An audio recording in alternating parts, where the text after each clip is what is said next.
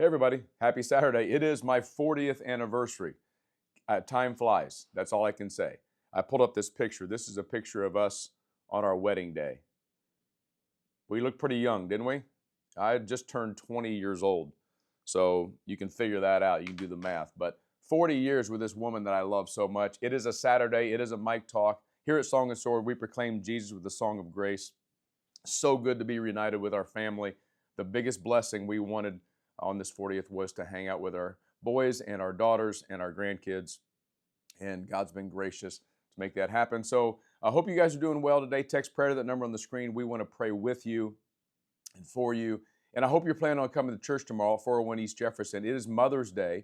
We'll be celebrating in a lot of different ways. We're doing a baby dedication, and we'll be giving flowers out to moms and honoring the moms. And of course, we'll be worshiping and singing and all that kind of stuff. If you can't make it, just tune back in here, or stay here, I should say, excuse me, on this YouTube channel. And we'll have a message for you from the book of Psalms. Hope you guys are excited about this moving forward into the scripture this year. Today, we're going to wrap up the book of Job. And it has what we would call a happy ending. It ends well. It's a great story. It's the way we want it to happen. But let me read it, because there's just really one thing I want to bring out of this that I think is important for our walk with Jesus today. And here's what happens in Job 42:10.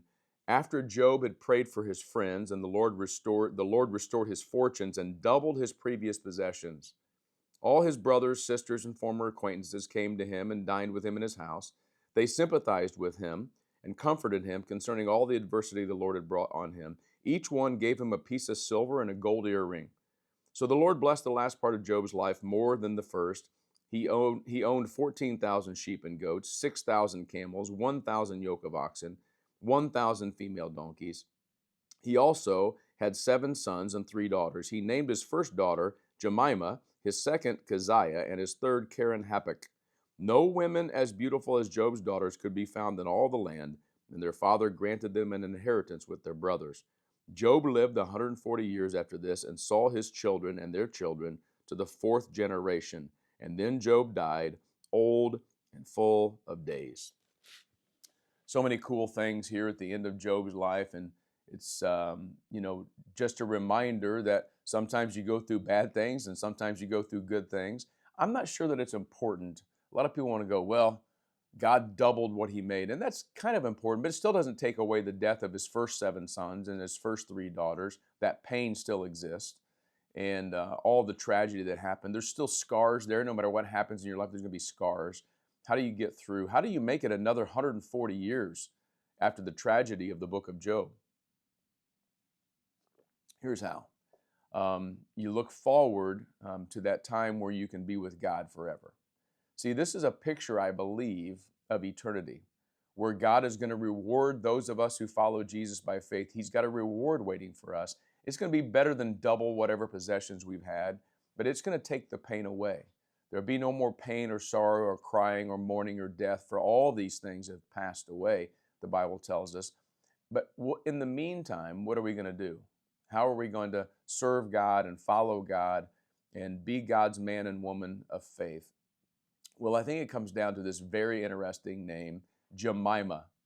That's the name of his first daughter, in Hebrew, Yemimah. Yemimah. And it means, I love this, day by day. Do you know how Job made it the other 140 years of his life?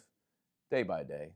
Day by day, you wake up and you say, well, this is what I'm going to give God today. This is how I'm going to live today. I'm going to follow. You can't live yesterday, and you can't live tomorrow, because that's not promised. You can just take it one day at a time. I think this was kind of a mantra for Job. It's interesting that his daughters were more beautiful than the other daughters in the land. It's interesting that he gave them an inheritance along with their brothers. He certainly had plenty of riches.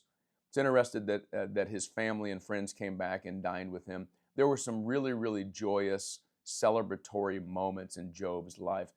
But he still remembered that life is so fragile, and it just happens one day at a time. And that's the lesson that we learned all these years ago, almost 7 now, with Israel. Life is fragile. And really all we have is today. And how do you stay married to Mike Baker for 40 years?